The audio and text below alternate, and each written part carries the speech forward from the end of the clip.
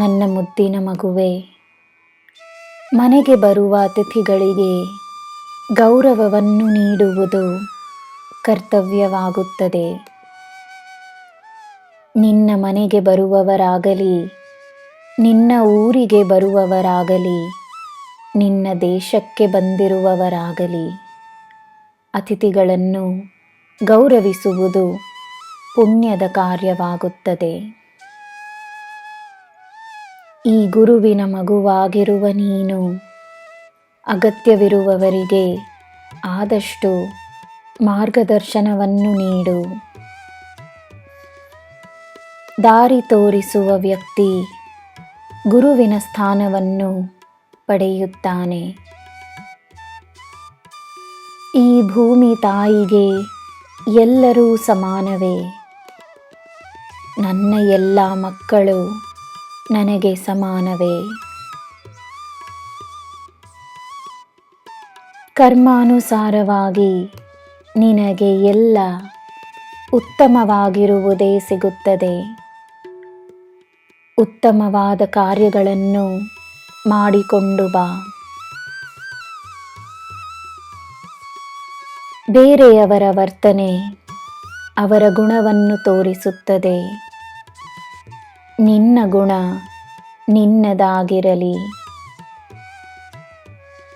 ನೀನು ಪ್ರಾರಂಭಿಸುವ ಕೆಲಸ ಹಲವರ ಜೀವನದಲ್ಲಿ ಪ್ರೇರಣೆಯಾಗುತ್ತದೆ.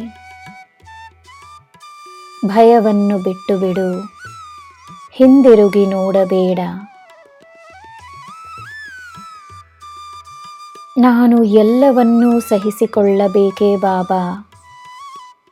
ಜನರು ಮಾಡುವ ಅನ್ಯಾಯವನ್ನು ನಾನು ಸ್ವೀಕರಿಸಬೇಕೇ ಎಂಬುದು ನಿನ್ನ ಪ್ರಶ್ನೆಯಾಗಿದೆಯಲ್ಲವೇ?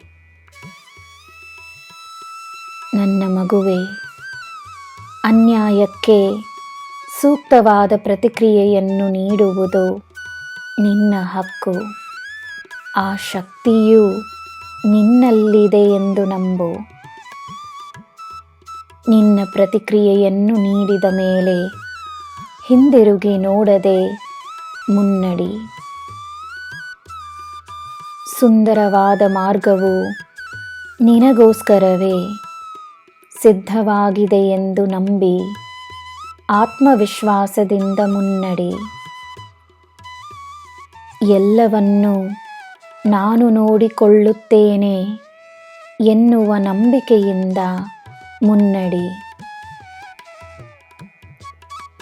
ನೋವಿನಿಂದ ಸಂತೋಷದ ಕಡೆಗೆ, ಯಶಸ್ಸಿನ ಕಡೆಗೆ, ನಂಬಿಕೆಯ ಕಡೆಗೆ ನಿನ್ನ ಹೆಜ್ಜೆಗಳಿರಲಿ. ನಿನಗೆ ನಾನಿದ್ದೇನೆ. ನಿನಗೆ ಎಲ್ಲ ಶುಭವೇ. ಜೈ ಸಾಯಿರಾಮ್.